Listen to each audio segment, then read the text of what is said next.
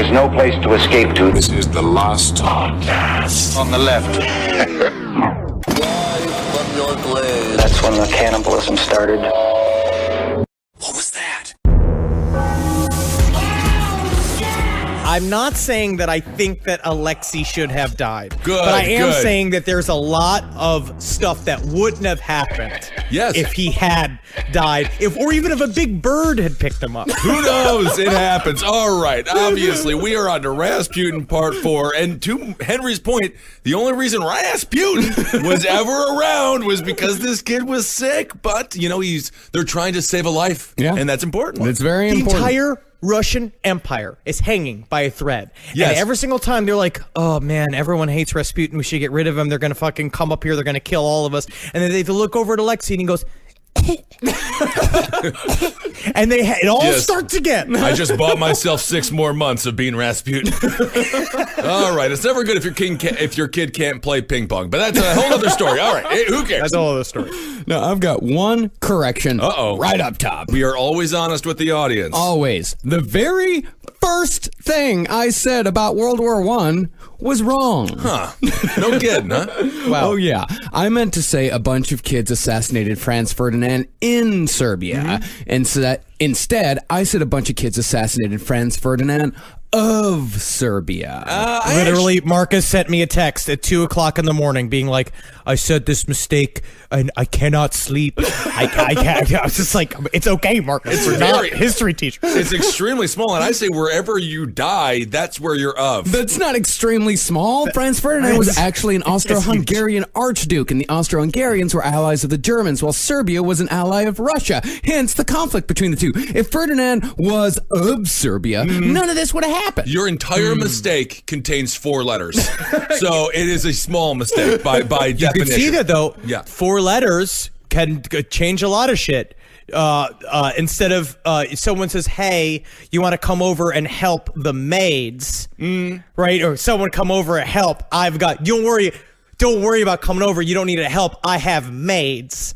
And instead, Maids is you also say, not 4 don't letters. worry, come over. You can come over and help. You don't worry about it because I got AIDS.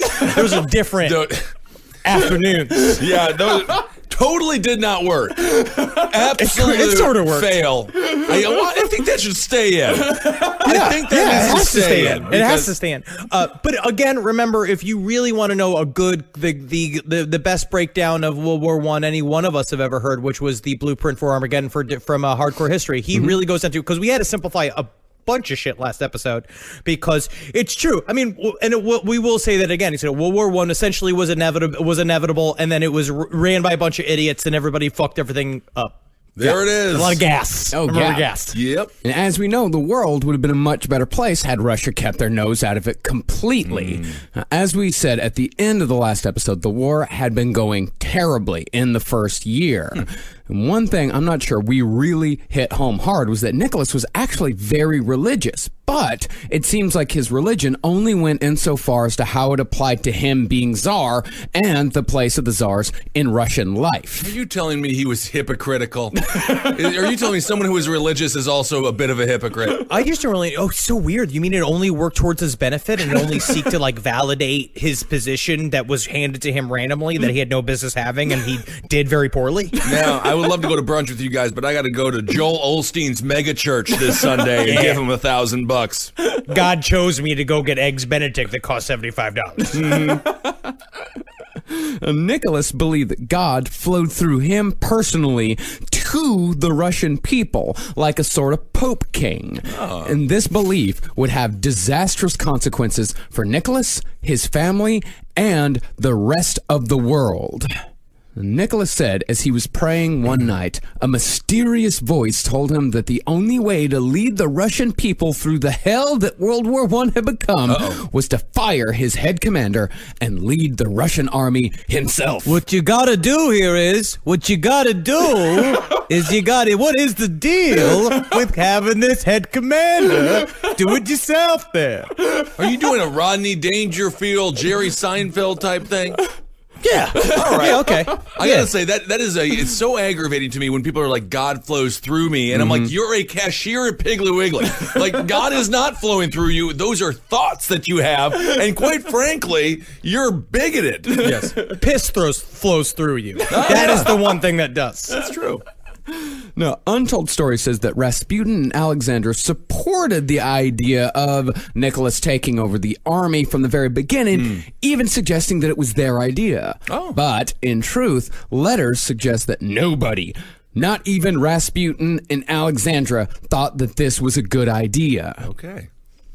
It's possible that the confusion comes from the fact that once Nicholas made the decision, Rasputin and Alexandra supported it wholeheartedly, but not a single person in Russia thought Nicky had the chops to pull it off. So Well, Alexandra kept calling him a pussy, essentially. She kept saying that he was being weak, because both of him and Rasputin were saying, like, we got to be stronger if you want to be czar. You have to really, like, rule over Russia with an iron fist. Right. And then he was like, oh, yeah, that'll do it, yeah. I'll be in charge of the army and the government. And everyone's like, I don't know about all that. And then, but once he decided to firmly do it, his echo chamber was like, yeah, it's great, boss, yeah. well, you gotta show support here. This is the biggest, massive army for this guy to have to take control over. It's the biggest army. It's the biggest army in the entire world. Difficult. Yeah, but it's feat. also 75% beggars and cart people. People that sell like yams next to the crack. They go down and they're like, Oshi Borshi, and they're like, you are now tank commander. And he's just like, I have yams. And so the Russian army was huge. And also because of that, because they were just all these conscripted peasant people that were forced to join the army. And then Nicholas he was just such a fucking moron. I mean, can it just be said enough? Yeah. That he's very stupid. All right, farmers are strong, though. You mess with I'm a not farmer, talking they will about break farmer. your hand. Dave, there was this guy named Dave when I was growing up, and I learned the hard way. When the farmers punch for fun, they mean it for pain. They don't know how to play fight. The farmers they're used to punching cows. Why are they punching the cows? I don't actually know. I always thought that was mean. Well, cow punching, that is something. They just punch cows. Farmers punch cows a lot. Yeah. No, one good point Fearman makes in Untold Story is that this idea about Nicholas leading the army might have worked out at least a little bit better back home had Nicholas appointed someone with true government experience to make decisions in his place. Because after all, if Nicholas was in charge of the largest army on Earth and the largest conflict in the history of the world, he wasn't even going to be in St. Petersburg, much less able to make day-to-day decisions. But instead of appointing someone who knew what they were doing, Nicholas appointed someone he could trust. His wife, Alexandra. Not good. Not smart. A little nepotism there. She's a fucking moron. She's so stupid. She hangs out all day with all of these fat-faced idiots in her coterie, and she's just like, yes, bread is good. We should have bread. And I'm like, what? But yeah, there are people that are starving here. We should get them bread. She's like, no, I mean for me. I get a little olive oil and oregano like the Olive Garden. When know. you go, your family there. I don't understand the act out with the words. You said she was stupid, and then she just said something super smart. And then also she was emulating an Olive Garden dinner, which is, again, brilliant. Nicholas would have the final say in everything, but the government ministers would still report to Alexandra. And who should be Alexandra's closest advisor but Rasputin? Oh, man, he did it again. Just listen to this. This is amazing. Just a little over a decade after arriving in Kazan as a filthy, wandering nobody, Rasputin found himself as arguably one of the most powerful people in the world. Yeah, a filthy, wandering cool guy. Nice. Because now he's got to, because you remember also this time, this is really where he always wanted to be. He hangs out with the Tsarina all day. He loves hanging out with the chicks. He's got his little coterie of chicks around. I mean, absolutely everything's in total just devastation. And the Russian people are about to literally murder as many aristocrats as they can get fucking hold of. Rasputin's sitting pretty, dipping his dick in and out of whatever he can dip, and then just living the life and giving favors to people, having people into his house and being like, yes, I talked to minister for you, and because he just loves the flim flam, and he gets the flim flam all day. He is the living definition of the deal with it meme. I can almost see the We've been talking glasses about this. float in We've been front of talking his about this face. since episode 1. Deal with it. Deal with it. Because and then the thing is too is that his aim always is to talk with people that love Rasputin. And guess who loves Rasputin? 5 people. And on those 5 people, every one of them are fucking the worst criminals, junkies in all of Russia that are also filled with money because of aristocracy. Well, there you go. Rich friends. Oh, yeah. But being one of the most powerful people in the world did not stop Rasputin from also being one of the drunkest people in the world. Yes. Boris Yeltsin, Gorbachev. The Russians have a long history of drunk leaders. Rasputin drank so much that his security detail had to come up with an elaborate classification system for his intoxication levels. I think we're going to go with shit fuck wasted. That's me at the 7, bro. I could drink so much that all of a sudden it's like my clothes are on backwards. And I've been walking around normal all day and all of a sudden my jacket's on backwards. I'm like, what the fuck? Am I crisscross? This is fun. These were the drunk classifications. Okay. Slightly inebriated. Okay. Inebriated. Fairly drunk. Uh-oh. Drunk. Very drunk. Completely drunk. Dead drunk. And finally, totally overcome with drink. Oh, I think you missed the one confident enough to drive. Confident. That's the other one. Wow. So all of those are drunk. All those are drunk. Yes. Yeah. And it's like the terror scale used to be with the colors, but it's all just deeper shades of brown. Yes. 8 classifications of drunk. So what? Wow, I would love to see each of those acted out to see if we could separate which one is which. Yes, I mean, I feel like it's just him tipped forward to all the way tipped back. Yeah. Like it's just It was estimated that on just an average day, Rasputin drank at least 12 bottles of wine. Wow. And here's where we have to dispel another myth, one that we ourselves help to perpetuate. Okay. Despite what the quick Google search says, Rasputin was not the Ben-sized 6'4" man we had previously thought. I'm 6'7". I'm mad. All right. Well, he was closer to you. Right, yeah, That's I what thought we originally thought, Yeah. that he was like your size. Right. But according to both Untold Story and Dan Carlin, Rasputin was actually a lot closer to Henry at 5'9". Really? All right. Yeah. I'll take it. Yeah, that's quite kind to Henry, I must say, because Henry is 5'5". But I'll also say that Dan Carlin is also biased because he's like 4'7". I think Dan Carlin's very small, so I think he's biased and he's making everything smaller for himself. So it fits on his scale. Wow. Rasputin was like right halfway in between me and Henry. Isn't that something? But that makes his drinking all that more impressive. It really does. He drinks on par almost with Andre the Giant. We learned in that HBO doc. Andre would go through 4 or 5 bottles just at dinner, along with like 75 beers. But Rasputin could probably hang with the guy. I think he could. So, at what point do you exit the party with Rasputin? Because I'm sure, like the first couple of bottles, got to be a good time, and then at some point you have to realize that you're in over your head. You got to go home. Yeah. Yeah. Well, it depends on what level you're at. You go to his parties in the first place where he's throwing his rockin' parties, which is true. But the problem is at some point he would go to, and I'm going to use the word gypsy because that's what they use on all these books. They'd go to gypsy bars. That was always the end of the night. Someone got him addicted to gypsy bars and he'd go and it would just be him spinning. Just spinning and grabbing at them because it's different because they're all covered in jewels and stuff. And so he'd be playing with the jewels and they're like, thank you, Rasputin, dinner. And he's just like, good one, fucker. Marcus, I got to ask you, did they cover that in Anastasia? Did they get to that part in that Disney or that animated classic? They actually didn't really get into the general life of Rasputin. With Rasputin, the story kind of began at the end. But they did give him the penis spear. Yeah. Right? They gave him a big green dildo that contained all of his power. But they didn't talk about like his drinking buddies, but they did give him a cute little bat named Bartok. That's great. It is cute. Bartok. It makes all the sense in the Bartok's world, really too. cute. Yeah. Okay, cool. Also murdered in the revolution in 1917. That's sad.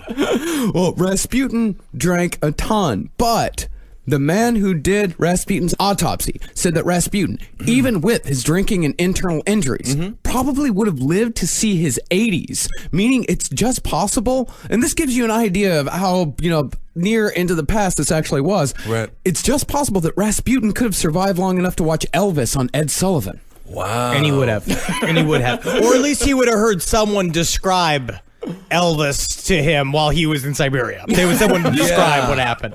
That's crazy. The man, he made earthquake in pants. I've never seen. He had these blue soft shoes like two cats, and he shimmered back and forth, and the women screamed as if they were afraid.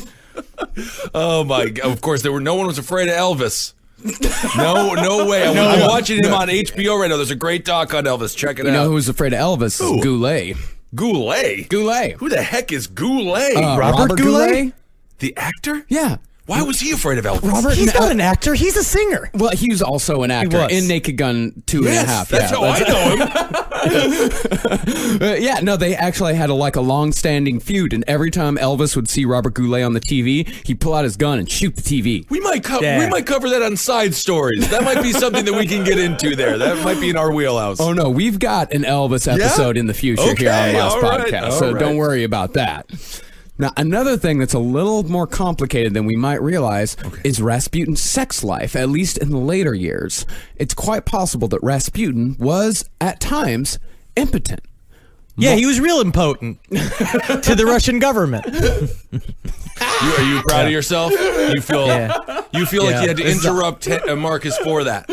I'm clinging to whatever makes me smile. Every day is a struggle just to get up out of bed. It is. So it's one of those. Multiple ladies of the night, including one named Peach, who was interviewed in the 70s. Wow. Said Rasputin never hired them for sex. She said Rasputin would hire them just so he could stare at them while they were naked, groping them at the very most. Some say Rasputin was doing this to test himself, to see if he could resist the devil within. And a lot of times, those same people claim that Rasputin would walk down the streets, waving his arms and slapping himself, all in an attempt to drive the devil from his body. He's like Completely understand. He is like Completely understand. I've done the same thing. He is like a character out of Faulty Towers, hanging out with everyone from Mario Kart.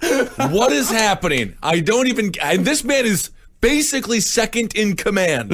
He is Rodney Dangerfield. He is new money that has shown up from the fucking podunks who doesn't know what else to do. It's all his dreams came true. It's crazy. And that's what happens to somebody when all your dreams come true. Sometimes you get fucking murdered. Yeah, that does happen. No, while Rasputin definitely did walk down the street slapping himself and waving his arms, he probably wasn't fighting off the devil. He was probably just very, very drunk.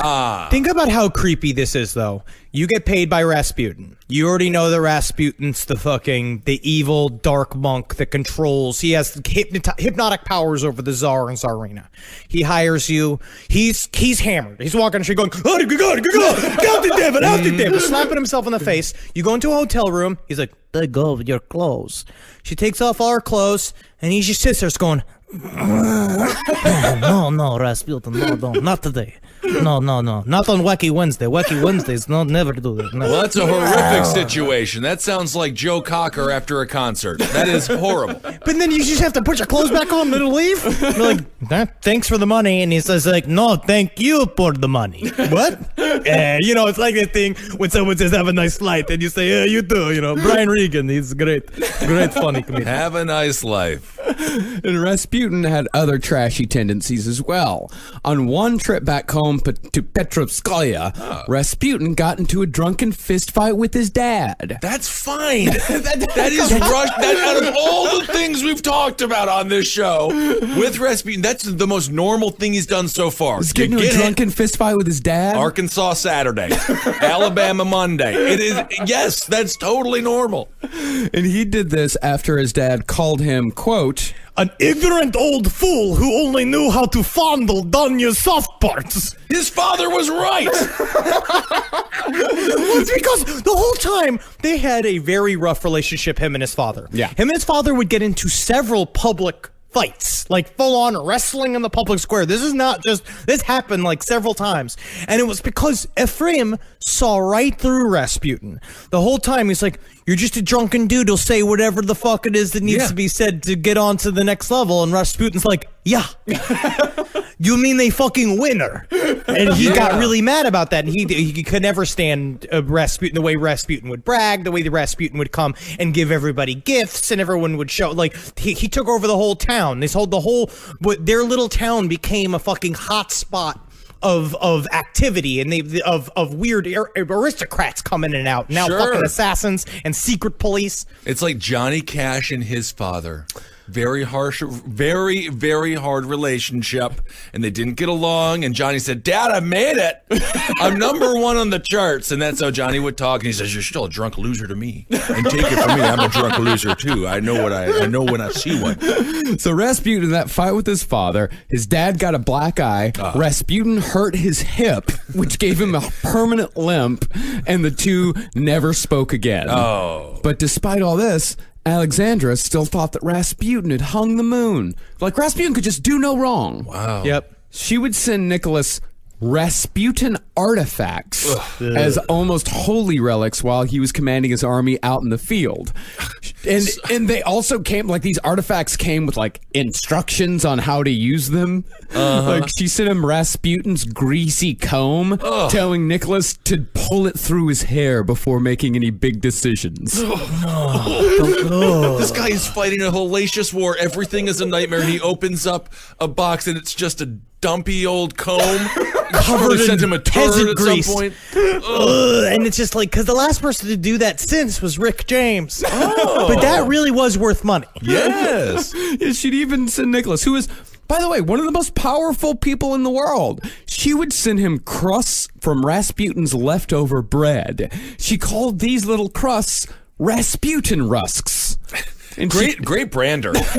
She could sell Yes. anything. Yes. And she told Nicholas to eat these for the safety and victory of the Russian people. And that's where croutons were invented. It's very this not having an explanation to the people of Russia was really bad because everybody knew and it all leaked. All of this stuff leaked because her coterie would hear these little secrets and tell everybody, and Alexandra would always get so mad that her secrets between her and her husband would get revealed. But it's because every single person that was involved directly with them that wasn't a total criminal was trying to get Rasputin the fuck out of there, including the secret police that were reading all their mail. Rasputin was wasted. I'm sure Rasputin was telling everybody all of this stuff himself too. Yeah. Oh, hammered. Yes. Yeah, he was and he was even going further than that. Like he was creating his own myth. Like he would never come right out and say like I'm fucking the empress, Right. but he would hint towards it constantly. And shit obviously was getting really out of hand back in St. Petersburg. And by the way, at this point, St. Petersburg had changed its name to Petrograd to sound less German and more Slavic. Cool. That's always a good thing to do. Yes. Yes. Well, honestly, but that's very common because you remember when the one thing we didn't cover that I always wanted to forgot that when Rasputin first got to St. Petersburg, the first thing he asked Nicholas to do is that if he could change his name to Rasputin New, like new Rasputin, like new Coke, and he was like, "Yeah, Can okay." I be, what if I'm like crystal clear Rasputin? Could that work? I would call you crystal clear Rasputin, but you're pretty fucked up right now. You're visibly intoxicated. You are not clear. Well, the end of Rasputin began when Rasputin started to get involved in domestic affairs. There began a time of what one government official called, quote, ministerial leapfrogging. Yeah, now we call that when senators fuck each other in the bathroom of the several gay Airports. bars of Washington, D.C. Ministerial leapfrogging, huh? Okay. Ministers were being dismissed left and right, and each time a minister was replaced, it seemed like the only thing that mattered about the new guy was how he felt about Rasputin. For example, the prime minister was replaced with a guy named Boris Sturmer, who was notorious for picking the least likely spot in a room where someone would catch him napping during important meetings. He is technically just the Russian equivalent of Garfield. But he was in charge of everything. And this guy was appointed by Nicholas at the urging of Alexandra, who wrote in a letter pleading the case that Sturmer, quote, very much values Gregory, which is a great thing. Okay. Oh my God. It's just so stupid and everybody's watching it unfold. They're watching all these people get shuffled around and it's all of just it's just all of the worst are gaining these positions of power. Yep. But I do think it's a mistake to believe that Rasputin orchestrated all of this. It seems like Alexandra and Rasputin were essentially working in a feedback loop. Okay. Alexandra would give an opinion to Rasputin, and Rasputin would parrot it back to her, or vice versa, and then they would congratulate themselves on how smart they were. Hey, all right. And then Alexandra would go to Nicholas with the idea while telling him how smart and capable he was, which would fuel Nicholas's ideas about him being a great and powerful czar powered by God, and he would approve the appointment. I like that. Yes, and this is how we got the Neil Young electronica album. Not his best. But what at one point that I read that I thought that was interesting, again, remember this, it's like we're covering as much information as we can and stay a comedy show. But if you could read the book Rasputin, Faith, Power, and the Twilight of the Romanovs, it's fucking great. It's very, very interesting, and there's so many fun characters in it. But one thing that they kind of spell out about Rasputin's ideas, too, is that they didn't even seem necessarily that evil. He was like Russia forward. He was against World War I. He was like trying to fix the food problems. That was his big thing, was saying that the people of Russia were starving. We need to figure out how to like get food to our soldiers and everything. Like he had these ideas, but mainly they just sounded like they were naive. It just sounded like a dude that probably had no business speaking about military or domestic policy whatsoever, that somehow got to be an important aid to a czar that now is too busy to run shit, and his wife, who also just think it's cute to run an empire because she's a fucking moron. Inexperienced people in power. Yeah, right? Interesting. I also can't stop thinking of Neil Young playing a piano on like the movie. Like, remember Tom Hanks in Big when he played that big piano? That would be cute. Oh, that was so fun. Imagine And you Neil can Young imagine just his being frown. like so pissed off he has to move. He's so frowny the whole time, just stepping on the big keys, being like, "Oh, I thought that this would be more badass, but I'm trying to do it about the American people." There is nothing greater than angry old folk singers. I love them.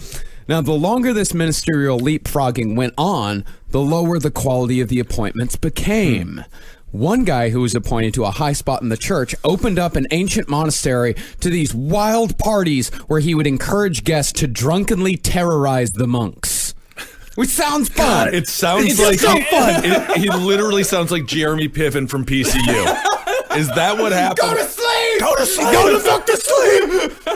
But it's true. This is a part of where I could see the infantile. What we currently have going on, I can see the sort of like the idea of it would be fun to watch everything be in chaos. Yeah. Like, and watching politicians pull their hair out and be like, "Oh, Rasputin." But this is what happens when it's a reality. When Rasputin really is in charge and it's just frat house hazing. It's just these guys spanking monks and shit and pouring vodka all over these. Like, they would go to all the fancy altars and shit, just pour vodka all over and be like, yeah, we fucking got that. It's fucking total chaos. If it was the perfect world and we just weren't a violent creatures, this was fun. Yeah. This is kind of fun. Yeah, if this didn't have like very real Right. consequences that, still touch our lives to this day, Sure. it'd be super fun. Right. And then Rasputin got a friend of his named Alexander Protopopov appointed to be Protopopov. Protopopov. Protopopov. Protopopov? Protopopov, that's how we're playing it. We're playing it Protopopov. Protopopov. He got appointed to be Minister of the Interior, which is pretty similar to being appointed head of the Department of Justice. Rasputin had met Protopopov in a clinic where he was recovering from that stab wound from the woman with no nose. Hey, how you doing, man? What you in for, bro? My fucking guts got sawed up, but still, man, I still get crazy, man. Don't fucking slow me down. What are you in for, man? Proto wasn't in there for a wound. Oh. Proto, Yeah, what happened to you, bro? What's up? What's going on with you, man? I got my dancing shoes on. I'm ready to fucking go, bro. he was recovering from a nervous breakdown because of advanced syphilis. You know, Oh, you got syphilis, dude. You go fucking insane. You should be prime fucking minister, dude. that's great. So he's basically the head of the DOJ for the Russians. Well, it wasn't even just that. To make matters worse, while Proto was in the clinic, the doctor got him hooked on what was then called arousing powders. What is that? In other words, Rasputin managed to get a syphilitic cokehead appointed as the highest ranking law enforcement officer in all of Russia. That That's fun. You know, at least he had the energy. At least he had the get up and go. But they said that his syphilis was so advanced that he had become completely insane. Protopopov would walk around yelling at himself and answering himself in interviews on the street after he'd already gotten the job of being, and he got the job, and then he's wandering around being like, "You are the king of butterflies." "Yes, I am. Thank you very much. God, you're a handsome man. Do you want to make love to me?" Every single day of our lives together, just him alone. Yeah, that's one of the strange times where you have to be like, well, with any luck, he's just a Scientologist. Not absolutely crazy. To give you an idea of how much turnover there was, in the span of about 18 months, Russia had 4 different prime ministers, 5 ministers of the interior, because the syphilitic coquette did not last long. He didn't, huh? Because he would cry. He would spontaneously just start crying and having these like fucking fits. And Rasputin's been like, "Good guy, right? I met him when my guts were all fucking carved up when I met that bitch with no nose. That fucking bitch." Oh, man. And Russia also had 4 ministers of agriculture, which was pretty goddamn important in a time when the entire country was starving to death. What kind of country would you think it is, Henry? Agrarian. That's what I heard. Leftists. Decembrists. Octobrists. Lenin is in there. And I saw another thing. There was another term. Mikhail. There's a lot of Mikhails. There's so many names. Lots of names. And everyone, from top to bottom, blamed Rasputin for all of this. Rightfully so, in a lot of ways. No, actually, I don't think so. You don't think so? No. He really wasn't involved in that much. There was a lot. They had to. The loyalty oath was to him. Not in every case. Like it was in some cases, but not in every single case was a loyalty oath to him. He was a powerful guy, though. He was a very powerful guy, but it wasn't only his fault. A lot of it was because Nicholas was left an inexperienced person in charge. Yeah. You know what it seems like too? There was that thing I was thinking about. I was reading this, but the idea of an autocracy and the idea that it's one guy who's the decider. Because when it comes down to Nicholas, it's like you could say that Rasputin had all this power, but it was really up to him. And it's really about like the danger of having an autocracy and then a vacuum of power somewhere in between, somewhere in the decision-making process where he became paralyzed. Like Nicholas would talk about how like he wouldn't know what to do, and then a part of it was like trying to get in front of whatever he felt would make the people happy. So he would try, because he was balancing the Duma with all of running the army and the weird bureaucracy of the Russian government all at once. He's then kind of allowing Rasputin and Alexander to give him ideas because he was just fucking panicking because he's a fucking moron. Well, what he would do is like he didn't even have a secretary because he was paralyzed. Ooh. He was paralyzed with the responsibilities that were put in front of him. Right. But what he would do is instead of actually facing the big decisions before him, he'd concentrate on little tiny minuscule details, like shit that in the scheme of things didn't really matter, but because he didn't want to make the big decisions, he focused on these small things. So and that's part of what rotted the whole thing from inside. He kind of went with the fainting goat. He kind of took that as his, like, I'm just going to go. He was the fainting goat of the czars. Yeah. Good. And really, like, even though Rasputin wasn't, like, wholly responsible for all of it, I mean, again, the perception was all that mattered. But to the Russian people, like, they'd already thought from the beginning that Rasputin was a low-key pro-German guy because of his anti-war stance. Because that type of shit ain't new. It's like one of those things where it's like, oh, you're against the war, then you must be against the people, Yeah. And then there was the matter of Alexandra actually being of German ancestry. All this pointed towards the belief that Rasputin was a rot from the inside, a traitor that needed to be removed. And remember, Russia was losing people by the millions in World War I. It's so insane. The war was so brutal, and they're just throwing people at it for a fucking like this small period of time, like throw millions of people at it, and they're all sitting back and still living these lives of luxury while the other half of Russia is starving and illiterate. It was a very tough spot. I mean, I would make a concrete wall instead of just like a human. Not everything can be a human shield. Yeah. Horrible what they did to them. They treated them like Legos. Yeah, and this wasn't like it was in World War II America, where like everyone pitched in on the war effort with pride. Like it wasn't like it was here, where people had to go without rubber for a little while. Like in Russia, they were working in the factories nonstop for very little pay, and they were going without food altogether. They were having these riots, food riots, and the cops would show up to shut down the riots, and then they just joined the riots because they realized that they were doing this shit where they were trying to clamp down, but the tide was coming for them. What can you do? So when the hoi polloi and even the higher ups looked to the imperial family, they did not see a well-meaning woman trying to do her best alongside her magical peasant pal in charge of the prince's well-being. All they saw was a German empress and her drunken fuck clown making the decisions that were resulting in the deaths of their friends, family, and country. I prefer clown fuck. Yeah, I don't know if drunken clown fuck or fuck clown is an official title. It's not an official title. It's how the people saw him. I like it. Today's last podcast on the left is brought to you by Adam and Eve.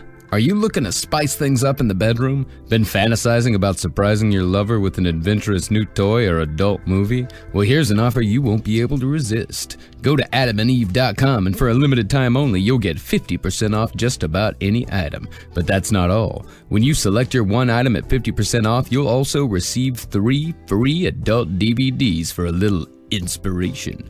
Plus, a free extra gift so sensual, we can't even mention it. And to top it all off, they'll even throw in free shipping on your entire order. No, they're not kidding. So check out adamandeve.com today for this special offer. Get 50% off one item plus 3 free DVDs and a free extra gift and free shipping when you enter the offer code LEFT at checkout. Just use offer code LEFT at adamandeve.com. That's LEFT at adamandeve.com. So at the end of 1915, the aristocracy, seeing the writing on the wall, decided it was time for Rasputin to go. Oh, now it's time for him Gotta to go. go. Get out. Get out of here. Bars closing. Get out. You know what's also true? Part of it is also with the aristocracy, with the autocracy, is that like Nicholas could have made him leave. At You any know? time. At any point. At any time, he could have said, "For you get out of here. You get out of here." That's the point. That's supposed to be the ease and the structure of a dictatorship. It's supposed to provide this idea of that's like the validation, right? Is that it's like it provides stability, and that somebody can come and there's like somebody that will always make some final decision and make sure things are always set and will do it a specific way.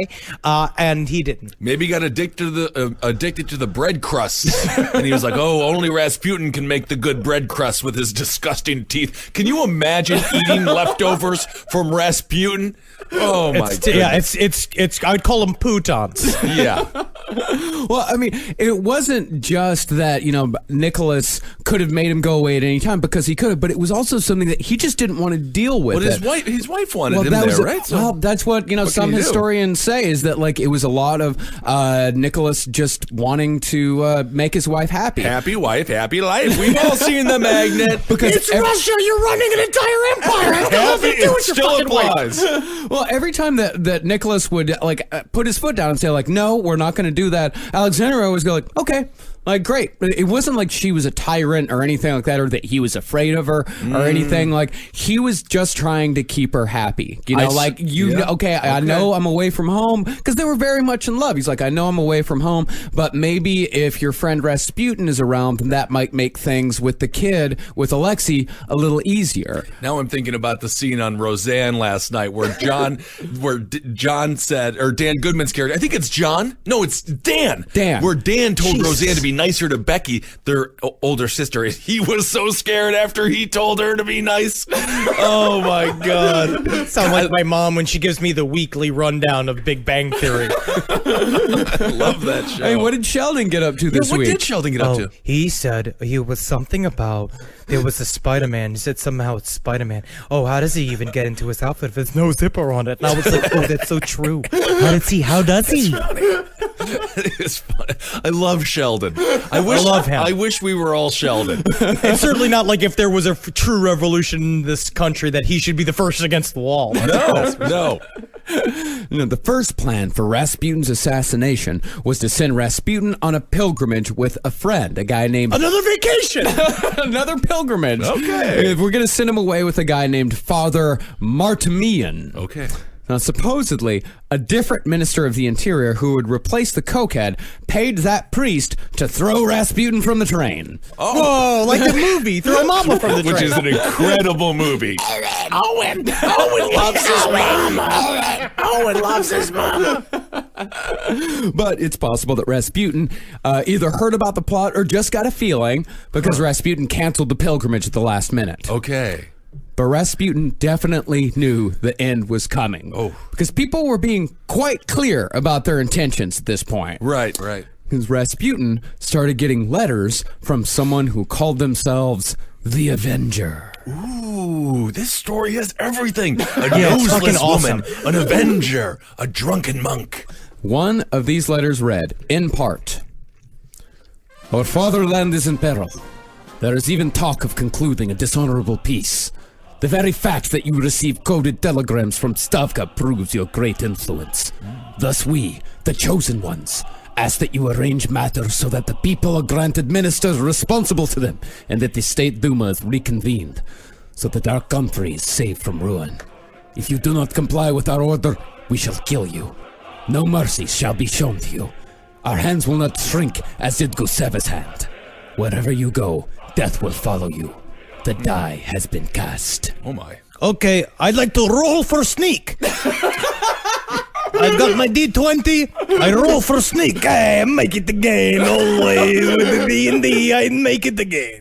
Under the radar Dungeons and Dragons reference. Very good. But it's true, because they were saying, up until now, I mean, like, there was a point where the final time they all got together, Nicholas, they had a lunch, and Rasputin was not as fun as he had been. Apparently, since he got stabbed, he had lost kind of his magic. Yeah. He lost a lot of his smile. Yeah, he lost his smile. He lost that sparkle that we've come to know and love. Like him dancing around. He's not shuffling as much. And one time they had lunch, and Rasputin, would give the blessings to everybody, and then he turned to Nicholas. He's just like, "This is not the time for me to bless you. This is the time for you to bless me." And they were like, "Weird. You always do the blessings." And he left, and they said that he knew something was coming. Also because they were literally publishing a thing in the newspaper every week saying someone's going to kill Rasputin. Right. And it's kind Something of interesting that tells me, he also did think you could go against the Russian government and not get fucking murdered. All right. Reminds me of Shawn Michaels when he lost his smile. Very sad. He had to retire there for a little while. That was actually a big coup, by the way. Was it after a big injury? Well, he actually faked an injury. Bret Hart, I believe, had to give up the championship. He totally ruined a WrestleMania. I think it was Undertaker had to go against Sid, and then he set up a better WrestleMania later. It was a lot. Shawn Michaels worked behind the scenes a lot to get what he wanted and to push Stone Cold to the top. There's a lot of stuff there. There's actually a lot of stuff there because he was not injured. Is this a nerd alert? No. Can I say that? Because think there's so it's many things I don't I understand. think it's a small nerd alert, yeah. It's definitely much more deserving of a nerd alert than my fucking rant about, the ramifications of Rasputin in the case of world history that I got a couple weeks ago. No, it's not. No, I'm talking about I'm talking about a squared circle. That defies math. No, it's said that the mood around Rasputin's apartment was intense during this period, and that Rasputin roamed his apartment like an exhausted wolf. It's so cool, the exhausted wolf image. And then another thing he said is that he felt that he was adrift in the river of his powers. And that his shit had just like what we talk about with chaos magic, is that he had been in the zone so long, like enchanting people and making his will come alive, that it just kind of took over everything and dragged him towards his death. And you know you're stressed out if you're exhausted solely from pacing your apartment. Now, the Tsar had given Rasputin a security detail after the incident with the no-nosed woman, but that wasn't enough for Rasputin. Now, this is from a letter that Rasputin wrote to Nicholas and Alexandra on December 7th, 1916. Tsar of the land of Russia, if you hear the sound of the bell, which will tell you that Gregory has been killed, you must know this. If it was your relations who have wrought my death, then no one of your family, that is to say none of your children or relations, will remain alive for more than 2 years. They will be killed by the Russian people.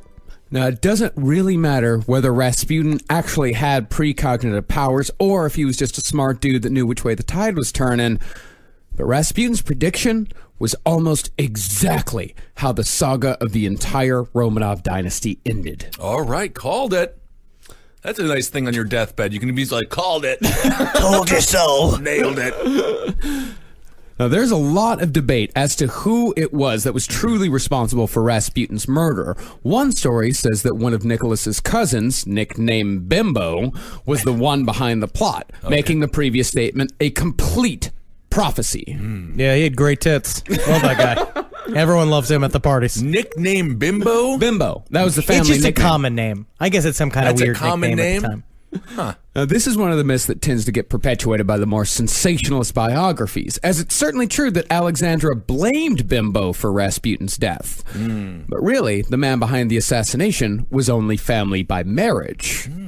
Rasputin's actual killer was the husband of Nicholas's niece, a flamboyant draft dodger named Prince Felix Yusupov, who was spending his time during the war more on a social calendar than in the field. Yusupov is a character that has got my attention upon getting into. He is very fascinating. He was openly gay until he got married. Like, he was just straight up just doing whatever, slandering bums everywhere he could. Very handsome, beautiful man, like piercing eyes. And he got married to his wife, who was like, he steps around sometimes, but he's still fun. And because he was like a fun guy, but he got full on into occultism. Like, he was very, very obsessed with shit. And his big thing was that he came from an aristocratic family, and he had tiny little hands, very soft little hands, but he wanted to see some fucking action. He reminds me of the pretty dude from Funny Games. Are you describing Big Bang Theory again? No. What is happening? What did Sheldon do? No, that's wild. He killed Rasputin. Imagine that. See, Felix, he wasn't what you would call a cold-blooded killer. He said his motivations were patriotic, that he was killing Rasputin to save Russia. But in reality, I think Felix had more in common with Rasputin than what he wanted to admit. Really? Like Rasputin, Felix wanted to be a great man. And how great of a man would he be if his actions ended up saving an empire? My feeling is that Felix could justify begging off military service while millions were dying in the fields of Europe, and do it in a way that made him a greater hero than any of them by killing Rasputin. He's sort of like a Russian John Wilkes Booth to some degree. He thought he was going to be a hero, and then everyone's like, you're going to have to die now. almost very deep. I think that's very true. I think that's a good pull. That's very smart. But you know, also about him is he reminds me a lot of Andrew Cunanan. Yeah. Like, which is also talking about when we were researching get to Ted that. Bundy. It's kind of the same thing where it comes out where the way that they talked about his death and the way they were talking about killing him was so matter of fact, and it sounded like such like it's gonna be fun. We get to experience something. It's like something outside of what we're normally Right. doing. And like they thought it was like fun and cool to do. Yeah. And so the weird psychotic edge of he didn't realize what he was doing, and he was doing it just for attention. Andrew Cunanan, we're going to cover him, right? Because, Yeah. my God, the Versace thing talks about him, but I don't think it can't be overstated enough what a mastermind this guy. I mean, talk about, he just killed everyone who was super wealthy, and that was nuts. That guy's crazy. Yeah. I'm going to say he's crazy. The man who Thank you. killed multiple people is nuts. And Felix hated Rasputin. Besides just disliking him as a person, Felix had come to believe Rasputin was a German spy. And even more than that, Felix, as Henry said, was a believer in the occult, and he actually believed that Rasputin was some sort of supernatural beast. He told a friend, quote, I'm involved in the occult, so I know the truth. I assure you that Rasputin has a power you find only once in 100 years. so this was the plan. Felix and 3 other co-conspirators were to invite Rasputin to Moika Palace, where Felix lived, poison Rasputin with cyanide, and throw his body into the river, where it would hopefully drift off to sea. Okay.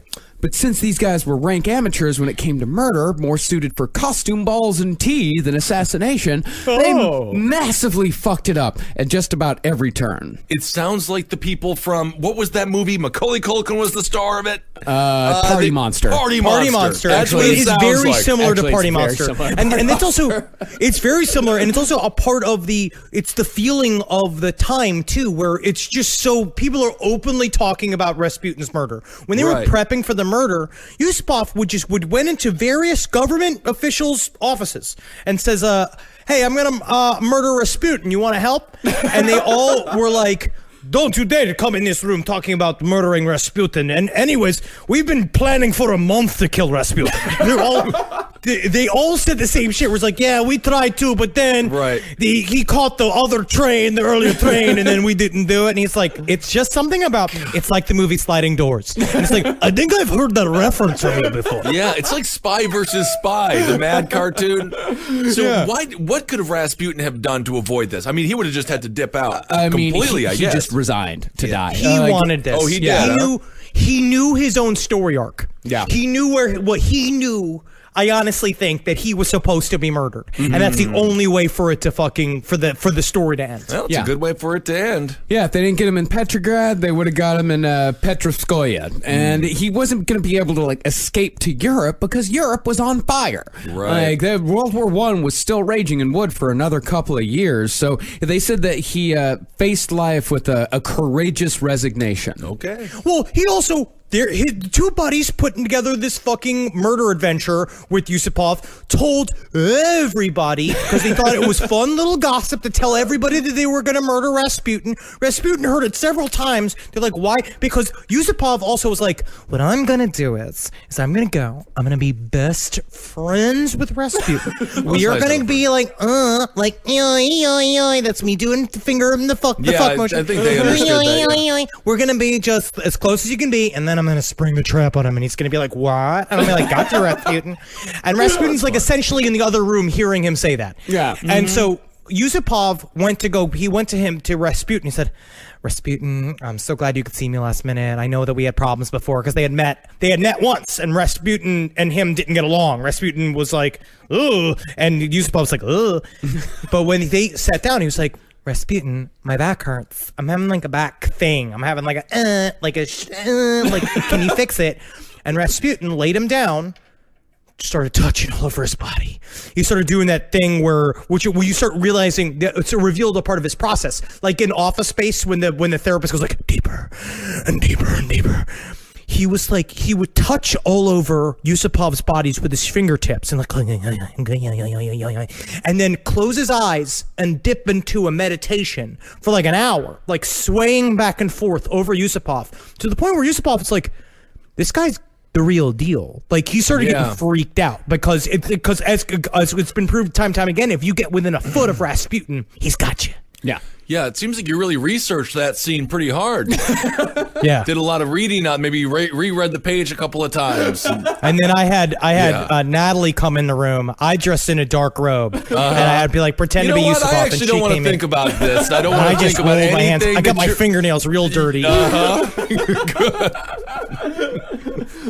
Today's other sponsor for Last Podcast on the Left is the New Belgium Brewing Company. Introducing new Fat Tire Belgian White, a refreshing new Belgian white ale brought to you by the 100% employee-owned New Belgium Brewing Company. Fat Tire Belgian White is a new addition to New Belgium's portfolio of easy-drinking Belgian-inspired beers. It joins Fat Tire Belgian-style ale, the classic American craft beer proudly brewed since 1991. Inspired by centuries of Belgian brewing heritage, Fat Tire Belgian White is a refreshing take on the traditional Belgian-style wheat beer. And unlike other Belgian whites, Fat Tire Belgian White is carefully crafted with the finest and freshest Seville orange peel for just the right amount of sweetness. You know, it's almost summertime here in New York City, and I can't wait for that mercury to rise high enough for me to go out to my fire escape and enjoy one of these new Fat Tire Belgian Whites. Find Fat Tire Belgian White near you by using the Beer Finder link at www.newbelgium.com.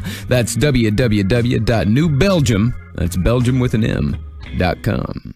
So when the prince looked at his social calendar, he found that his next free night was on December 16th. Oh, tell me that he wrote in the calendar, kill Rasputin. Pretty much.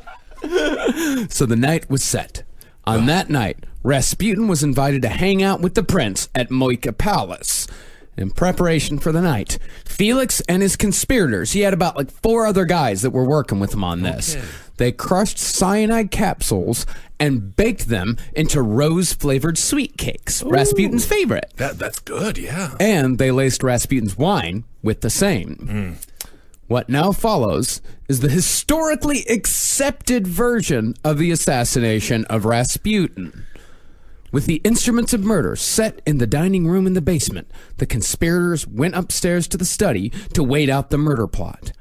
But to remove any suspicion that anything might be amiss, the prince had music playing upstairs when Rasputin arrived, telling him that his wife was having a get-together up there, and they'd join him later. Okay.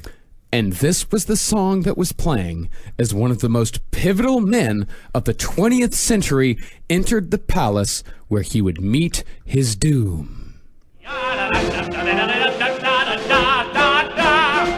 I'm a Yankee Doodle a Yankee Doodle Do or die! a real live nephew of my Uncle Sam, born on the 4th of July.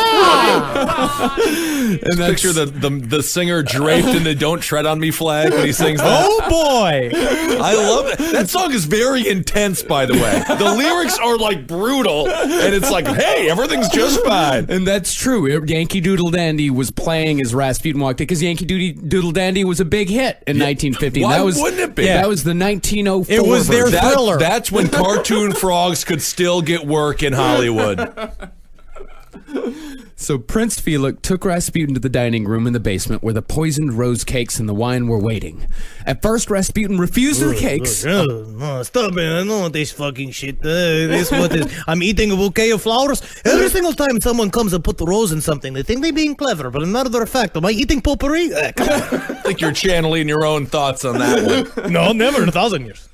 Rasputin said the cakes were too sweet for his taste. Okay. But eventually, he got drunk hungry enough and scarfed Yeah. a few down. Okay, but wasn't That's how you do the wine was also poison though too? So he Yes, was it was. slamming Everything. multiple poisons. Everything's full of cyanide. Wow. So my Everything point. is. Meanwhile, Yusupov's just staring at him, just going, I'm a cute little dandy. You got enough?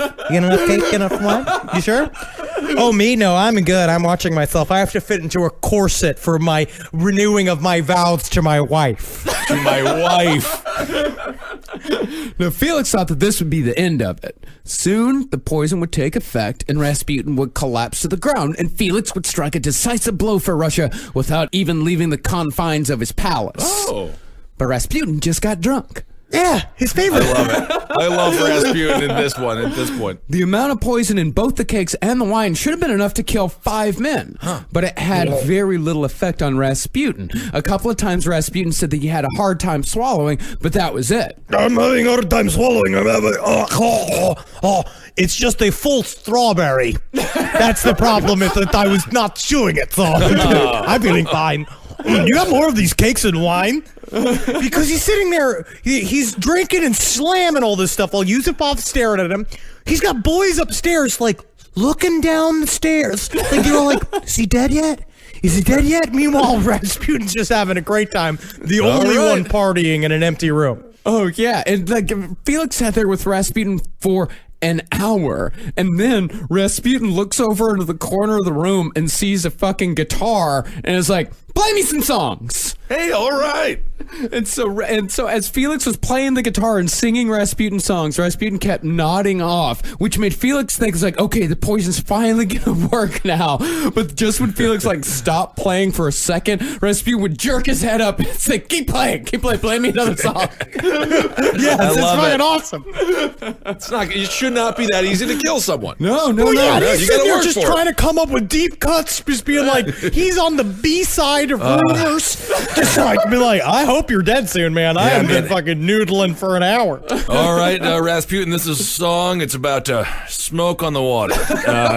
Here we go. Hey, wait a second. So is it like physically smoke? No, He's on the water, or is there a song behind that? No, this man just You got more of these cakes? So Felix eventually damn near on the verge of a nervous breakdown because he's just thinking, why won't you die? Just die. Felix excused himself to go talk to his conspirators, ask him, like, what should we do? And they were just as baffled as Felix was, so they said, to hell with it, just fucking shoot him. There you go. When he walked It's upstairs always to these Rasputin- elaborate plan. Every elaborate plan ends with just shoot him. Just shoot him in the Can we fucking end head. this? Because he's sitting there going, it's like, so you going to go upstairs and get your gun now? Because that'd actually be pretty sweet if you did, because it's starting to get really, I'm so full. You might as well just blow my brains out. Good Lord. So Felix took a small revolver, went back down to the basement, made a bit more small talk, and pulled the revolver out as Rasputin was drunkenly admiring a crystal crucifix. Oh. Felix then pulled the trigger and shot Rasputin. Rasputin fell with what Felix called a wild scream and collapsed on the bearskin rug, quote, like a broken doll.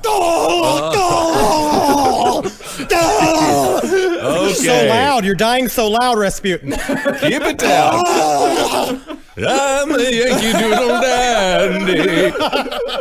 You're trying to cover it. Because that's what they thought, too. So they thought if they played music and they had a fake party going on upstairs, it would cover up the sounds of murdering Rasputin. But Right. people are like, somebody's screaming next door, and I think it's Rasputin. Definitely dying. Yeah, people with like fake feet on their hands that are like stomping around to make it seem like they're dancing with somebody else.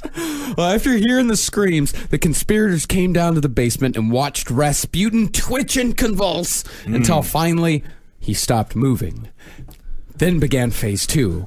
Uh-oh. The conspirators dressed a guy named Sergei up to look like Rasputin and drove him back to Rasputin's house, hoping that no one would connect Rasputin's disappearance to them. Because if they dropped off Rasputin, or a guy that looked like Sure. Rasputin, and Rasputin walked up to his door, they're like, oh no, it definitely wasn't Felix who made Rasputin disappear last night. Sergei, if you're going to be Rasputin, I'm going to need you to play the part, okay? Start slapping herself. I need you to start spinning. Like this? You want me to spin like this? No! I need you to sell it, okay? This is a make-it-work moment. We need to do this right, all right? Or we're all going to jail, and I am not ready for the yard. Unbeknownst to them, there was a new detective on the force, Detective Columbo. And I think he'll be able to solve this caper. This is like such an ABC crime comedy / drama. Dude, and the fuck-ups just keep coming. So the guys, they go back to the palace to relax until their next move, but Felix couldn't help but go see the body again. I just want to see it one more time. This is kind of fun for me. This is Dead a body. first for me.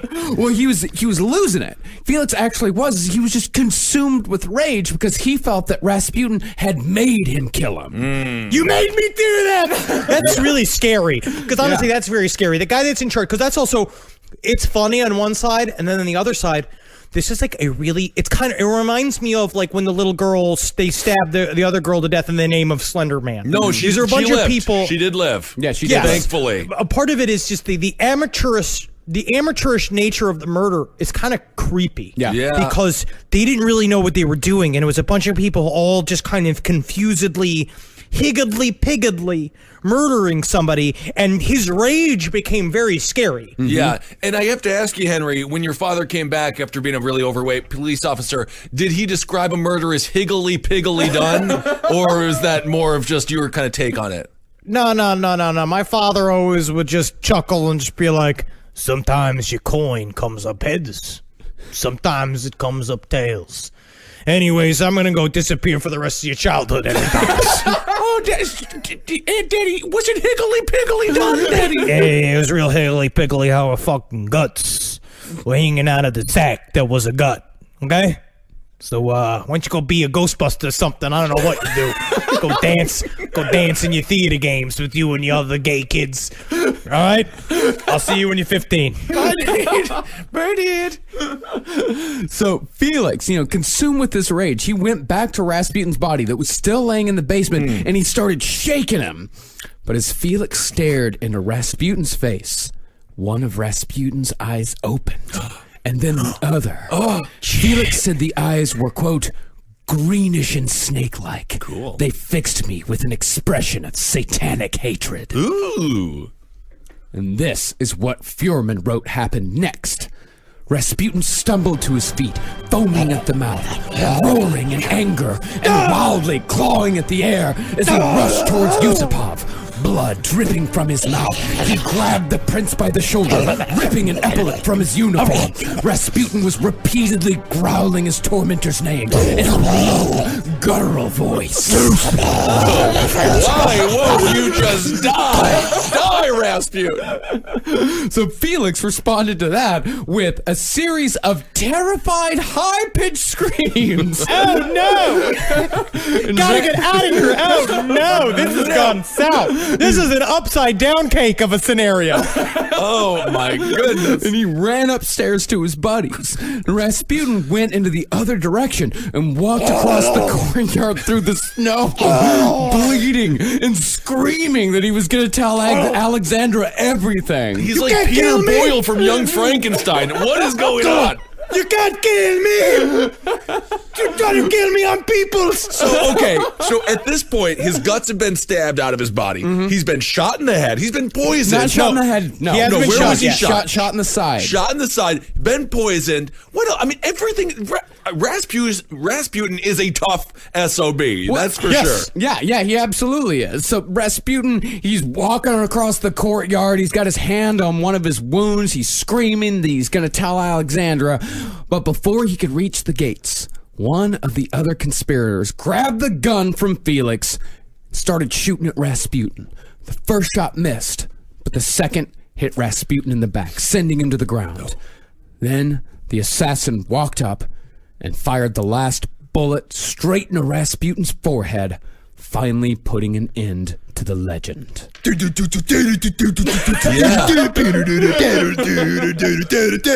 you shoot him once in the head and be like, "Are you gonna come back, Rasputin? Are you gonna fucking come back?" Like that's gotta be such a cool moment for a second you're in a Friday the 13th movie. Well, they then took the body back inside, but when Felix saw Rasputin's corpse, the rage took over again. Oh my goodness, he's dead. Felix took a 2-pound dumbbell and bashed Rasputin's face again and again until his conspirators dragged him away. Felix then fainted and was carried to his bedroom, leaving the rest of them to clean up the mess. I love that he had a 2-pound dumbbell because that is like that is not workout equipment. But he's like, I'm in here lifting weights. Can you please just leave me alone for 5 minutes? Thank you so much for putting me to bed, but before you go, can you please put on an episode of Dave's World? It's the only thing that relaxes me. Oh. Harry Anderson. Harry, R.I.P. America's judge.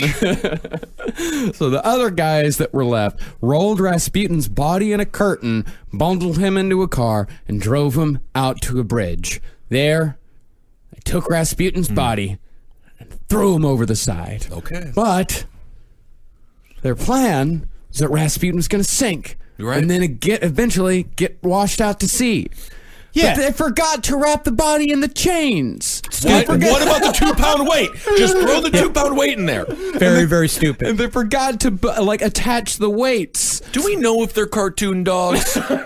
This seems extremely stupid. And when they threw one of Rasputin's galoshes over the bridge behind him, the galosh just landed on the ice on the river below. So their whole thing was that Rasputin would be thrown into the river, he'd be washed out to sea, and Right. as far as anyone else knew, Rasputin just disappeared. Where's Rasputin? I don't know. Sure, yeah. Maybe he'll come back one day. But then when they found one of Rasputin's galoshes, they were like, oh, someone killed Rasputin. Yeah, I guess the river didn't read the script the way that they wrote it, and You're was supposed confused. to be a part of this, River. I saw Pocahontas, and Pocahontas said that the river is everybody's in a relationship with that. Okay? These guys are so dumb. It's so stupid. Got you, bro. Rasputin. And then a few days later, the suspicions were confirmed when Rasputin's frozen body surfaced and was dragged from the river with a hook. Important thing to also remember, though, is that when it comes to the story of Rasputin's murder, this all came from a novel that Yusupov put out later on that would get turned into a movie. Yusupov is technically the only source of this story. And so there is obviously much contention, as there is with every single inch of Rasputin, of what was real and what is legend. And there's a part of it because his daughter Maria was like, this would never happen because Rasputin would never eat cake. And it's like, well, when it comes down to it, it's like, I mean, if you're drunk enough, you're gonna eat cake. Yeah, whatever there is there. I mean, some of the details are corroborated. Like, not the entire story is not corroborated. There are some details that only Yusupov put in there, but enough of it is corroborated for us to know that, like, this is roughly what happened. Right. Yes. I believe it because it's so dumb, and that's usually how all of this stuff happens. That's true. It has enough Coen brother idiocy in it for it to be real. Now, Rasputin's death is probably the biggest source of myth when it comes to his supernatural powers. Some say Rasputin even survived the gunshots and managed to free himself from the ropes that held him and succumbed only to the freezing cold of the river. Essentially saying only Russia itself can kill Rasputin. Okay. But the autopsy told a different story. First of all, there was no poison found in his stomach. But that doesn't necessarily mean that that part of the story isn't true. It's possible that because of Rasputin's intestinal surgery, that he couldn't actually produce large amounts of stomach acid anymore. And that's how cyanide works. Cyanide reacts with the stomach acid. And that's what actually kills you. So if you don't have a lot of stomach acid, then cyanide's not really going to hurt you. So the irony is that the woman with no nose maybe saved his life for a little bit longer. For at least a little bit. And that explains why Rasputin complained of light symptoms of cyanide poisoning, but didn't succumb altogether, like when he said he couldn't swallow and he was feeling a little lightheaded. But others say the sweetness of the cakes lessened the power of the poison. But as research assistant Rachel pointed out to me, Flavor Aid is full of sugar, and that did not stop cyanide from working in Jonestown. Okay. And we also know he was definitely dead by the time he hit the water, mostly because Rasputin had a big fucking bullet hole in his forehead. That's the thing. That's the thing. Even I could be a detective and know. You got shot in the head. Died of a broken heart. But also, Rasputin had no water in his lungs. So we definitely know he was dead. Nice. So in the end, it's possible that Rasputin was just unceremoniously shot by a Russian dandy hopped up on delusions of grandeur who thought his act would save the Romanovs and by extension, the whole Russian Empire. Okay. Wrong.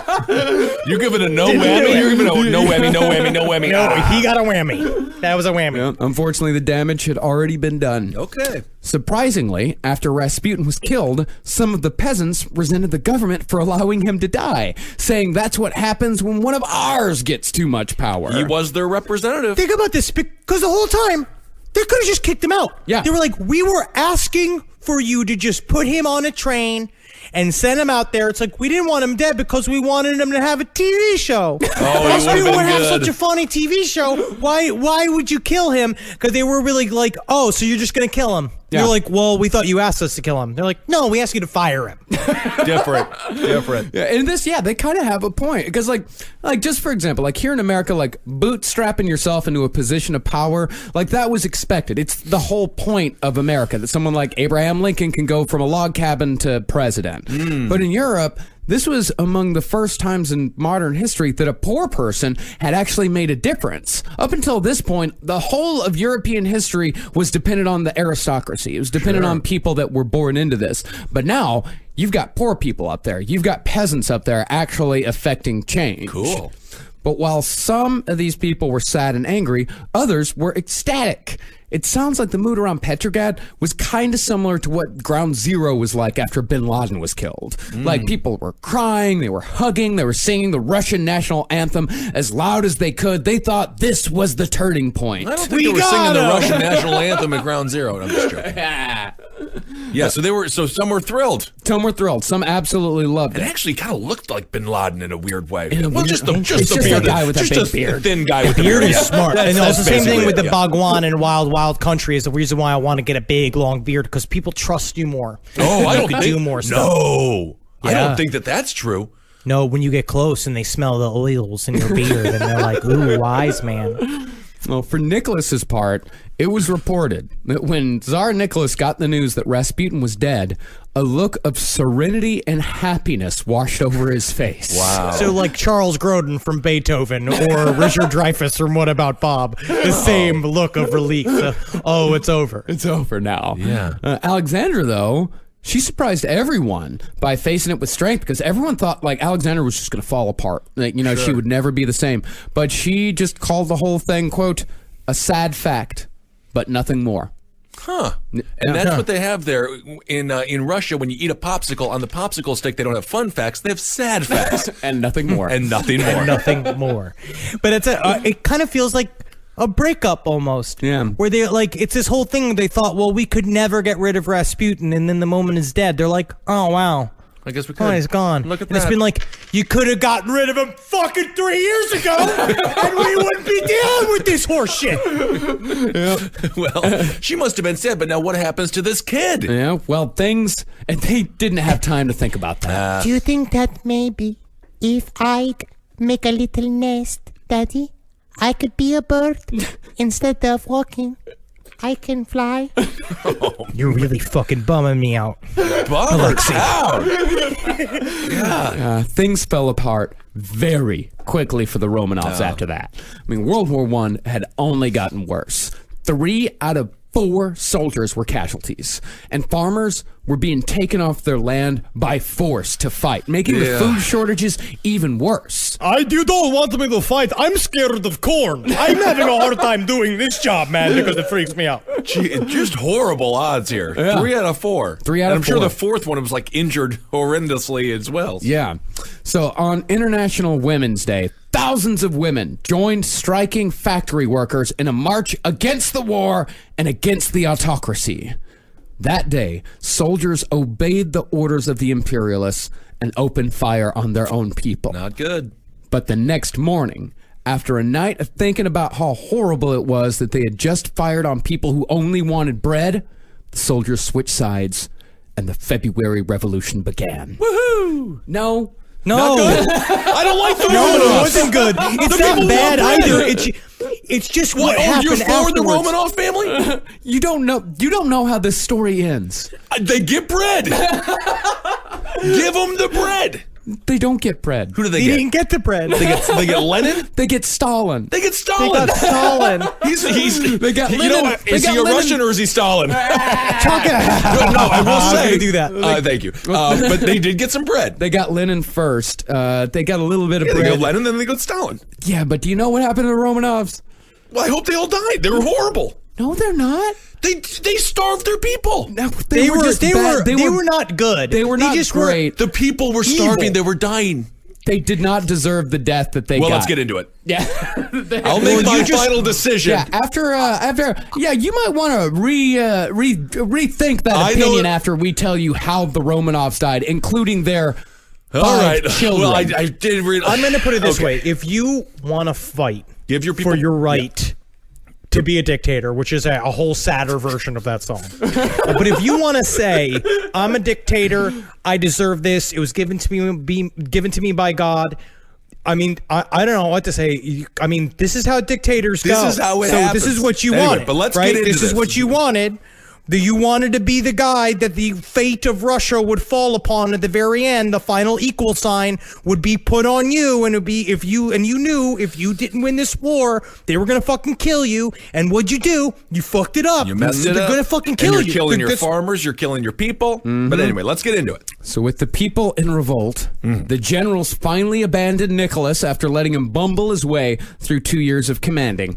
So in order to avoid a full-on civil war in the middle of World War I, Damn. Nicholas Lots of wars. abdicated the throne. So after the abdication, the provisional government ordered Nicholas's arrest, and the entire Romanov family was imprisoned in Alexandra Palace, where people would come to gawk at them. People Nicholas called gapers. Well, we're not going to get into that. We're going to move. Well, now there are right some on. very talented women in the San Fernando Valley that are now called the That's- Gapers. That's fine. Then the October Revolution came. The Bolshevik Red Army overthrew the provisional government, and civil war broke out between the Reds and the White Army. The Romanovs, meanwhile, had been moved to a house in the mountains. Now, we'll likely never know who gave the order for what happened next, but we do know the rationale. The White Army was approaching the location where the Romanovs were being held, and the Red Army was worried the Romanovs could be used as some sort of rallying point. Plus, Vladimir Lenin, leader of the Bolsheviks, had always held a grudge against Nicholas ever since the Tsar had ordered soldiers to open fire on peaceful protesters back in the First Revolution in 1905, killing hundreds. The White Army moving in was likely just the excuse Lenin had been looking for ever since the Romanovs had been captured. And so, the whole family, Nicholas, Alexandra, and their 5 children, Olga, Alexei, Maria, Tatiana, and Anastasia, were taken down to the basement of the house where they were being held, having been told they were being moved to a different location. There, in the basement, the commander in charge told Nicholas that the decision had been made to execute him. The last words spoke by the last Tsar of Russia before Bolsheviks ended their reign forever was nothing more special than, "What? What? Okay.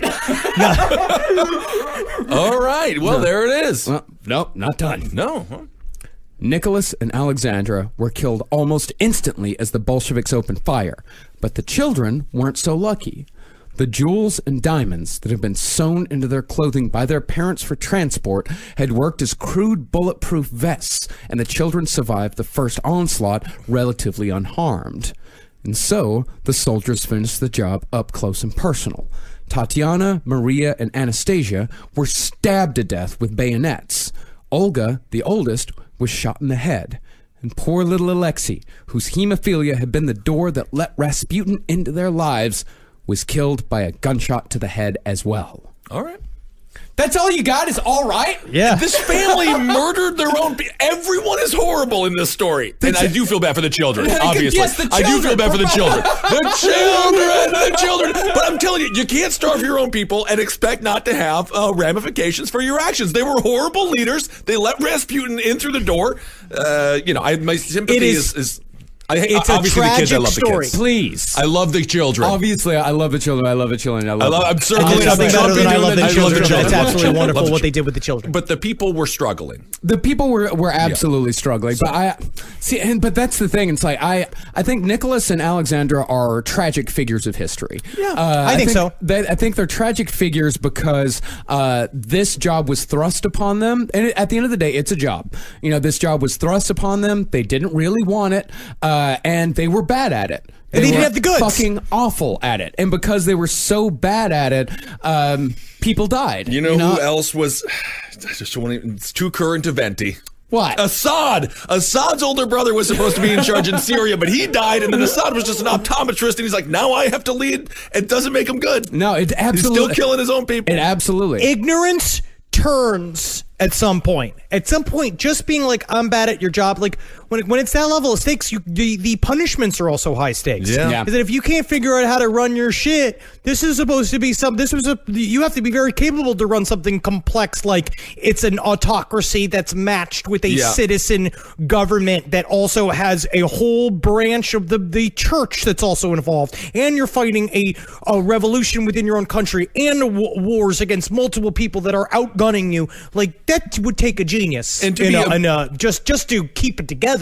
Yeah, and to be emotionally sympathetic. I have stress dreams, and we run a podcast network, so I can't. I have to go to therapy. It was difficult. Yes. You're on Wellbutrin just for this show. Literally had to get on medication so I could handle it. So I understand. Very difficult positions that they were in. Yeah, very, very difficult. I think it's a lot more complicated than just they deserved it. Oh, of course. Yeah. I mean, and of course, the people who did it were horrible. Lenin and Stalin. I mean, They were also just, and then you get into the whole line of they're just following orders.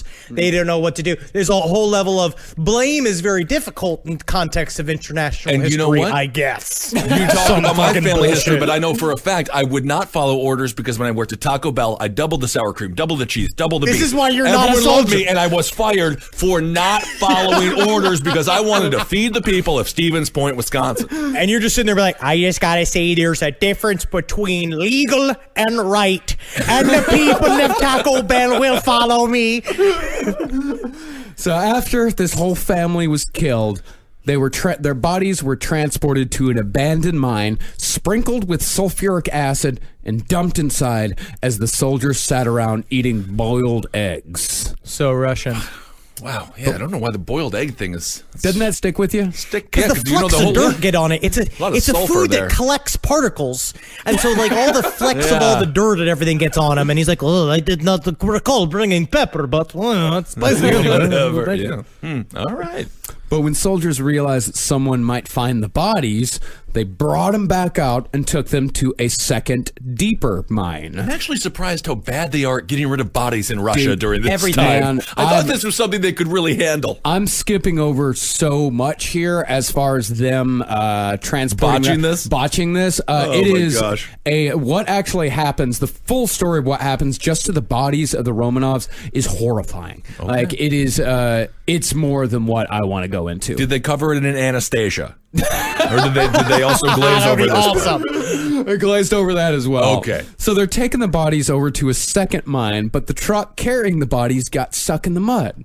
So the men decided it didn't really matter where the fuck the Romanovs were buried, and they were all drunk and tired because they'd been up all night. So the last czars of Russia were buried in the middle of the road in a place called Pig's Meadow. So they literally were just, this'll do. This'll do. Everyone This'll is do. drunk. This whole story is just about drunks with power. Yeah. Yes. So despite what the legends say, it was conclusively proved in 2007 that all of the Romanovs, including Anastasia, died horrible, cruel deaths in a basement in Russia 100 years ago this summer. Wow. On the night of July 16th, 1918. July 16th. Wow. Okay. And as far as what happened to others in the story, Rasputin's daughter Maria fled Russia and died in Los Angeles in 1977. Dude, she lived in LA during the 60s and 70s. Yeah, she was a crazy figure in history. Yeah. She was like, didn't she like did horse training? She did a bunch of she did a lot of circus performance and she was on the scene for a while. As far as what happened to Ilyador goes, remember Ilyador, Of Rasputin's course. greatest spiritual nemesis? He ended up as a janitor in the MetLife building here in New York City. Talk to every janitor you see. You never know if they're a secret wizard. Yeah, he ended up a janitor here in the city. He spent his weekends preaching at a Russian Baptist church, and then he died in Bellevue in 1952. History's awesome. It's so one of those parts weird. of history that's so much Hey, fun. He was you just should around. imagine like what's that janitor muttering about from the Rasputin? I mean, that's crazy. Can you imagine that? Can you imagine like the old guy at work, like during break time, bitching about Rasputin? I had a personal beef with Rasputin. That is nuts. And Rasputin won. Yeah, and then meanwhile, some kid just peed himself in the hallway. He's like, gotta go. Gotta go again. Gotta go wipe it up. Rasputin! And then there's the matter of Rasputin's cock. Uh-oh. Yeah. Isn't there a matter about that? And that's how we're going to end this whole Okay. thing. Some say that after Rasputin's death, his genitals were sawed off and spirited away by his followers and worshipped as a relic for decades after. Okay. Eventually, the cock mysteriously ended up in a sex museum in St. Petersburg, where it is still to this day on display in a big jar of formaldehyde. I've seen It's a it. big one. Yeah. It's a real bell top, too. It's got a real thick bottom and a real thin top. Yeah, it's interesting looking. But unfortunately, we've got one last myth to dispel. Yeah. While Rasputin certainly had a pretty big hog, Can't take that away from him. can't take that away. Yeah. The member on display in Russia is in all likelihood a well-disguised horsecock. I just wish I could meet that artist that lopped the cock off that horse just to turn it into a fake human dick and call it Rasputin's cock. I'm sure that he was a good man, a good father. Oh my! Somewhere there's a horse missing a cock, and that's sad. Most likely, Rasputin's cock was unceremoniously cremated along with the rest of him on the side of the road leading out of St. Petersburg, and his bones were thrown in the river to wash downstream into legend. Bye, All right. Rasputin. I'll miss you. I will miss Rasputin in my life because I like bopping around with him. You know, it comes down to it's like, yeah, he did a lot of terrible things. He's a bad person. But he just shows that if you work hard enough and if you just believe in your own horseshit just enough, you could be president of the United States. All right. Well, there it is. 4 parts Rasputin. Yeah. A full month. Huge thanks to Rachel, Yes. as always, on this one, who really helped out a ton with research. Thank you, Rachel, as always. Thank you, Rachel. So I have a couple of thank yous I just want to say right up top. First of all, I have received some very lovely gifts in the mail that have been really very nice, that have almost made me emotional, if I could. Your entire Twitter feed is about your dog. I think you can. I love my dog. I know. Don't even bring her up. I want to thank the people over at Mystic Timber for sending me a new fucking dab rig. It's fucking awesome, dude. And it's fucking 420. We're going to announce our sales of our new official Last Podcast on the Left Nug incinerators that you can buy on our website, and also fucking herb grinders. They are for herbs. Yeah, that's right. Remember, Only they are for herbs. For rosemary. And I also want to thank the people, the Whiskered Gentleman sent me some very good beard lube that I've been using. Some oils to keep your beard soft. Is it called beard lube? No, it's beard oil, but it's essentially beard lube. It makes your beard all soft. And I'll send you. You should have some, Kissel. It works. Yeah, I'm going to grow this beard out for a little while longer until, honestly, what's going to happen? I'm going to be drunk at 2 o'clock in the morning and shave it. All right. I don't know when that's going to happen, but that's one of my fun little life Easter eggs. Jen and Ben W. sent me weed. They sent me just straight up a bunch of nugs that they grew themselves. Can you? They were beautiful. If you're in Colorado, Colorado? Can you send weed to states that weed is legal in? That's my question. You cannot. Oh, to states where weed is legal? Can Colorado send weed to California, vice versa? I don't think so. You can or you cannot. It doesn't really. It's just whether or not they find it or not. But I'm asking, is it legal? I don't think so. Okay. I don't think so, but it doesn't matter because they sent it to me and I got it and it's great. You can taste their love in it. And also, Paul Schweidler and Eli Smith are getting married, and they cordially invited Jackie and I. And I wanted to say, unfortunately, we cannot attend, but I hope I give you Satan's most dearest blessings. I hope that your son comes out the longest dick a son ever had, and I hope that if your daughter comes out, oh, she's so smart and capable. Well, God it might bless. be difficult for childbirch there, but I'm not if sure you if try you really hard understand. enough, I think maybe you can make it happen. Yeah, I don't know. We have to kind of change nature there, but things need to be kind of rearranged. Yeah, we got that as well. And yes, hail yourselves, Yes. hail love. We're so proud of you guys, and get out there and have a wonderful relationship and be together forever and ever and ever and ever and ever and ever. And I would also like to thank a few people who sent us some awesome stuff. I'd like to thank Mr. Antihero, aka Kevin Stencils, at Mr. Antihero on Instagram. He sent us that amazing serial killer pop art painting. Ooh, that is awesome. Yeah, yes. which is really cool. And I also want to thank a guy named Tom who sent us this really cool crucifix that has Jesus Christ, but with the head of a goat. Is that the head of a goat and a snake? I think it's a goat pig, and a snake is behind him. And It it's is a really well done crucifix. extremely well done. I don't know if he did this himself or if he. And honestly, it's no less sacrilegious than a crystal crucifix. Yes. Like I hate gold crosses. Yeah. It's not the point. I hate it. I hate it. And we've got a whole bunch of other mail that I haven't even been able to go through yet. But, Yes. we'll be sure to thank people when we get through. Yes, thank you all so much for everything. And thanks for giving to our Patreon. Henry and I got another interview coming up for you next week. And that's been a very fun series. Henry and I are also going to be working on a little thing. We're just going to 20 to 30 minute episodes every week. Just little bonus episodes, not nearly as well researched, but we just want to, just pop in and say I'm hello hoping to we you can guys get more. Marcus on there every once in a while. It'd be Whenever kinda we fun. can. When I got time, it's just I'm very very busy with putting Get the back to episodes work together. With all of your work and writing a book. The book and the work and yes, all and that type little of thing stuff. that little thing is going to be called Side Stories, and we just did a nice in memoriam for Art Bell, and so yeah, those will be smaller stories, funner stories, and lighter stories, or whatever the heck it is for the week. I'll never let it be we'll light. talking about. It's never going to be light. It's always going to be evil. for the rest of our lives. Again, your Twitter feed is only about a dog. No, I made a couple of good jokes. You become me. Follow us on social media at Henry Loves You, at Marcus Parks, and Ben Kissel. Follow us on Instagram at Dr. Fantasy, and Marcus Parks, and Ben Kissel, the number one. Yep. And follow Last Podcast on the Left, and all bullshits at LP on the Left. That's right. And support all the shows here on LPN. Movie Signs with the Mads, Abe Lincoln's Top Hat, page 7. Just go poke around and you'll discover something you love. I absolutely promise that. Okay, that's it, right? Hail yourselves, everyone. Hail Satan! Hey, again. Hail me, and here we go. Let's take it out on a fun banger that has been brought up more than once. Magustalations.